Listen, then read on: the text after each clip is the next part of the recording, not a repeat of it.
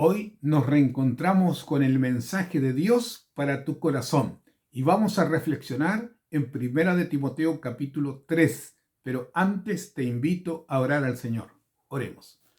Querido Padre que estás en los cielos, Señor Dios Todopoderoso, alabamos y glorificamos tu nombre porque eres un Dios bondadoso, un Dios misericordioso, un Dios que nos otorga bendiciones inmerecidas.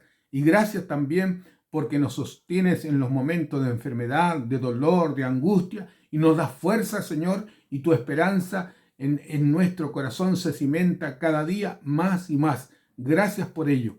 Señor, ruego una bendición por nuestros amigos, amigas, hermanos y por toda persona que en su corazón desea conocerte, caminar contigo, hacer tu voluntad. Bendícelo, Señor, y de la misma manera a su familia, Señor, donde quiera que se encuentren. Y hoy, Señor, una vez más, pedimos la dirección de tu Espíritu Santo en la reflexión de tu palabra. Te lo ruego en el nombre de nuestro Señor Jesús. Amén. El capítulo 3 lleva por título Requisito de los obispos. Los obispos son, la palabra en sí significa supervisor, sobreveedor, y dice que buena obra desea aquel que anhela servir a la iglesia, ser siervo de la iglesia, porque va a prepararla para el encuentro con su Señor. Así que comienza así declarando la palabra de Dios. Dice, palabra fiel, si alguno anhela obispado, buena obra desea. Pero es necesario que el obispo sea irreprensible, marido de una sola mujer, sobrio, prudente, decoroso, hospedador, apto para enseñar. Tiene que tener también la humildad para aprender del Señor mismo y también debe enseñar. Y dice marido de una sola mujer, ¿por qué? Porque en los tiempos que escribía Pablo, muchos tenían concubinato. Entonces aquí está aclarando que debe ser honesto, transparente, íntegro, un hombre temeroso de Dios. Y luego dice así, versículo 4, que gobierne bien su casa para que tenga sus hijos en sujeción con toda honestidad. Es decir, que sus hijos también le respeten y obedezcan. Es lindo cuando un hogar, ¿cierto?, está constituido y hay armonía y paz en el Señor. Versículo 6, no un neófito, no sea que envaneciéndose caiga en la condenación del diablo.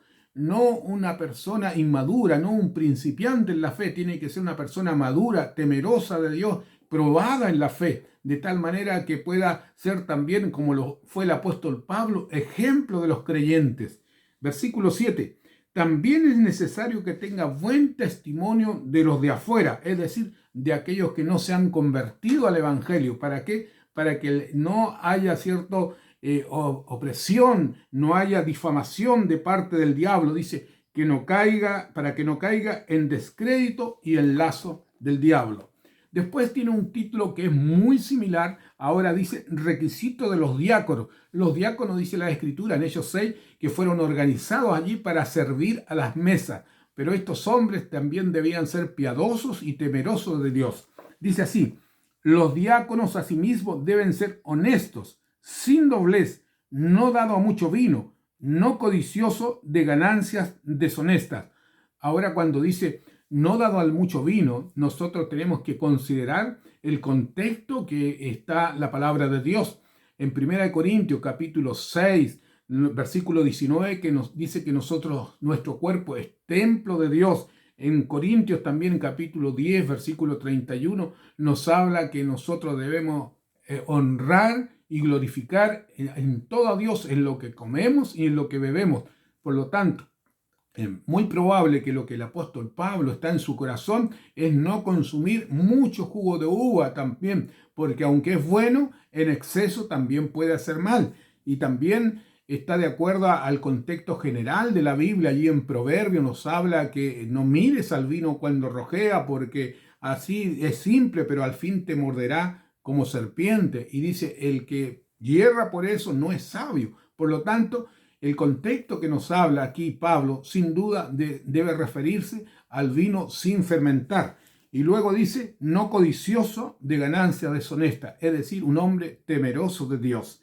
Versículo 9, que guarden el ministerio con la fe, con limpia conciencia, y estos también sean sometidos a prueba primero, y entonces ejerzan el diaconado si son irreprensibles. Qué maravillosos consejos que está dando Pablo a Timoteo, cómo debe marchar la iglesia, cómo deben ser sus líderes, de tal manera que la congregación pueda recibir la bendición del Señor y puedan crecer en fe y experiencia con el Señor. Versículo 11 también habla de las esposas. Dice, las mujeres asimismo sean honestas, no calumniadoras, sino sobrias, fieles en todo. Qué maravilloso es cuando se arma un equipo pastoral, un equipo entre ancianos y la esposa, cómo pueden servir como matrimonio a la iglesia. Entonces la iglesia también es edificada para el encuentro de nuestro Señor Jesucristo. Y finalmente nos habla acerca del misterio de la piedad, y lo describe así: el misterio de la piedad. Dice versículo 16, e indiscutiblemente grande es el misterio de la piedad. Dios fue manifestado en carne, justificado en espíritu, visto de los ángeles, predicado a los gentiles, creído en el mundo y recibido arriba en gloria. Querido amigo, muy pronto estaremos con el Señor, así que te invito a ser fiel y leal, un hombre, una mujer temerosa de Dios y apartada del mal. Dios te bendiga en este nuevo día y seamos siervos de nuestro Dios. Dios te bendiga.